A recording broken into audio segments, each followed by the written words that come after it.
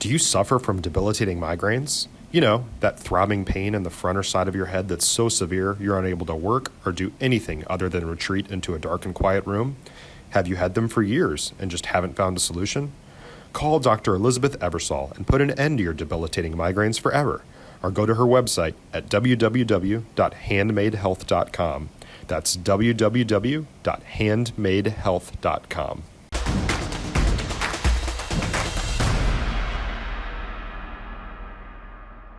High school head coach Ray Biles. Coach, if you'll introduce your four student athletes. Okay, we've got a center, senior Elijah Turley. In the middle, number 24, Andrew Britton, safety. Also at the end, Baxter Bankson, defensive end, senior. And in the back, Rhett Hanson, number 4, running back, quarterback / what it was. Coach, we'll start with just your initial thoughts about tonight's game. Well, I mean, our kids all week long prepared to be as physical as they could possibly be.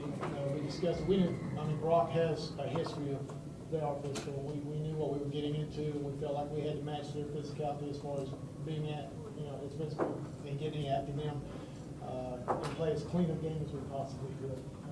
Couldn't afford any turnovers, couldn't afford any home runs, couldn't big plays, and did everything we could do to eliminate that, force them to snap the ball again. I thought our defense at times did a very good job of that. Questions from the floor. Coach Biles, you guys controlled the game most of the day, scored on your first drive. Played like you've been here before, even though it's been 32 years since Lorena was on this stage. How were you able to accomplish that? Well, I think the number one thing is a lot of leadership right here. These guys didn't, the moment wasn't bigger than they were. And we talked about that, that it's going to be there. In that field, we discussed it's 120 by 53. And once you get hit in the schnoz, it's on. And so I thought they responded very well to that. And then they just played play after play after play. And we talked an awful lot about that there's no panic in these guys, but we need to play with a sense of urgency on every play. And if we do that, we'll never have to push a panic button at all. And I think they played with a lot of urgency during the course of the game, but I never saw any panic whatsoever. And that's what we we can instill that, then hopefully the panic happens on the far sideline and not on our sideline. Coach, can you talk about what this win means for the community? We've got, these guys all grew up, out in Lorena, and it's a bedroom community. For those of you who don't know, there's a lot of houses, a Brooks Brothers, maybe a gas station, and the Interstate 35 that rolls through there. So they're all commuters down to Temple or up to Waco. So they live there for the school, and we've got a we're blessed with an academic setting that's superior, I think. And then our job, mine as the AD and everything, has been to build an athletic program that matches what we do academically. But our community, 100% behind these guys. Fantastic crowd tonight. It's been that way all the way through the playoffs, and not only through the playoffs, but all year long. If there's anything we needed, make a call. Somebody will run it down for us. But we're blessed to have great people in the ring. Thank you. Coach, 200th win, 30th season. What does it mean to you? Nikki. All right, it's really not about me, guys, but I couldn't write a story to win the state championship, and it happened to be my 200th win. I couldn't do that. I also would say, probably to me, doing it all in one place. I didn't bounce from one school to the next school to staying in one place, and I stayed with them at times, and they stayed with me. There were other opportunities, but I told these guys before, I chose y'all. Y'all didn't choose me. Y'all just happened to live in 76655. I'm your coach, but I chose to stay with you guys, and they know I love them. So I'm not going to get all teared up, but thank you. But it means the world to me, again, to have 200 W's at one spot is huge. How about today? Did it live up to what you thought? After 30 years, did it live up today to what you'd expected? Yeah, it was kind of like once the game started, everything's fine. Everything was wonderful. The week building up and everything, a lot of things going on. A lot of distractions is what I call them. Nick Saban calls it rat poison or something, but distractions and things that go on. But these guys did a absolutely wonderful job staying focused. And I even heard it when they were talking to the team prior to the game. It's just a game. Go do what we do. Go play the game, and don't worry about all the other stuff. And I think they were very resilient to that fact, and they showed all night long. Coach, Brett, what can you did take me through the 54-yard touchdown run? What you saw in that play and how big it was for momentum? Up front, I mean, Turley and the guys blocking just open the hole. It's really easy for me just to run through the hole, get out there, and I see Porter and Brock out there blocking for me. It's just home run. I knew I had it with the team behind me blocking everybody. It's just there. Right, you seem like you always, I mean, you run with, like you're going to, roll over anyone that's coming in your way, but obviously you can throw the ball as well. So where did you, find that, your game, your identity on offense? I mean, because obviously you're the jack of all trades. I don't know, it's just whatever comes in front of me. Wherever the coaches put me, I'll go play ball. If I need to throw the ball, throw it. If I run it, kick it. So wherever they throw me on the field, I'll go play ball. Baxter, this was a Brock offense. This is the top scoring offense in 3A Division I football. What was the key to really shutting them down, limiting them to 20 points on the night? I think it was just all about getting pressure on the quarterback. If we can get him off his balance, get him throwing some risky passes. And we saw their high scoring like receivers and that tight end was huge. Just a lot of it was just getting the quarterback. Coach, if you look back at the first 2 weeks of the season and those losses to some really good teams, how much did that prepare y'all for a big game like today? Well, Franklin's about to walk out there, and they beat us by one possession. Tomorrow, China Spring will be here. They beat us by one possession. At that time, you have no idea how good those teams are. Actually, you expect they're going to be pretty stinking good because they were all ranked.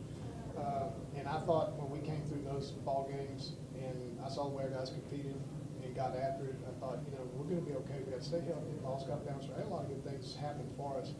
But I never once doubted what they could do or what they were able to do. And I don't think those guys ever gave up on each other either. I mean, it wasn't them. And like I said, we had a sense of urgency at 0-2. We got to go out and play. And the next week we won the game 54-0. So, and then from that point on, it was like, it's on. And again, but a lot of it is because, these guys, it's easy for adults to hold kids accountable, but it's something entirely different when your kids hold each other accountable. I mean, that's huge as a coach, These guys did a great job of doing that all year. Elijah, really good job of making space for your playmakers today. What allowed you guys to win the battle of the trenches up front? I would say just come off the ball as hard as we could. We knew Rock would be a physical team, so we knew we had to match that intensity and run on our feet. We've been preached to all year about running our feet. So we knew we had one job to do today, and that was to create holes and get some movement up front. And I think we did a pretty good job of that today.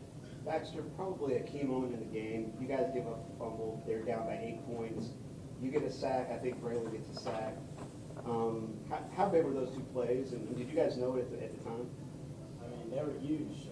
You could have heard me on the field. I was screaming at everybody, hey, we need to get a stop right now. And so I just knew that we needed something big to change the tide of the momentum, to get us back the ball, and just go on and score and lengthen our lead. This is for the players. How does it feel for you guys to win a state championship for Coach Biles, who's been there for 30 years? It's got to be just unreal. I'll go first. The best part about it is one-on-one for him. I mean, he deserves it more than anybody else.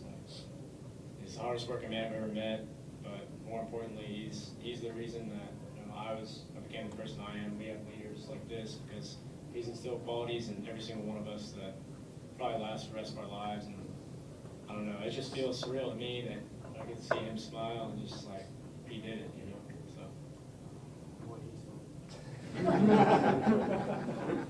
Brett, did you feel a responsibility to do a little more because Reed wasn't back there with you in the backfield? I saw you talking before the game, during the game, after the game. What kind of did you feel like knowing he wasn't going to be out there? I knew I had a big hole to fill. Reed is a great running back, and me playing behind him all year, I just get to watch that man do his work. And he's not playing the state championship game. His senior year is huge, and I knew I had to step up and just play to the best of my ability the entire game. How about for the line? What did you guys kind of feel that responsibility to just kind of knowing one of your guys behind you wasn't going to be there just to go that extra mile? Well, we've kind of had the idea that they could throw anybody back there and we were going to be able to run the ball on whoever we're playing.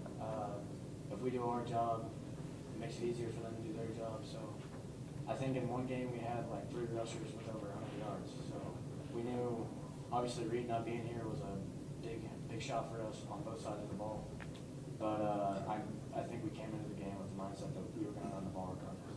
Speaking of anybody running the ball, Kaysen scored a rushing touchdown. Was that a designed option, or was that improv? Tell the truth. Yeah, not at all. I have never seen them play in practice. It was kind of on the fly, and when it happened, I was ecstatic. Time for one more question. Players, all four of you guys are seniors. What does it mean to end your high school career with the state title? It means everything. Couldn't end it any better, right? Every Did it all day, win. yeah, going to practice, working hard, lifting weights, it all led up to this. And I think we went into this knowing that this is going to be our last game, and it's a privilege that a lot of teams don't have, and I'm really thankful for that. Seeing all the work pay off over, what, it's been 6 years now, middle school and high school, so just seeing all that pay off and knowing that our last game was for a state championship was awesome.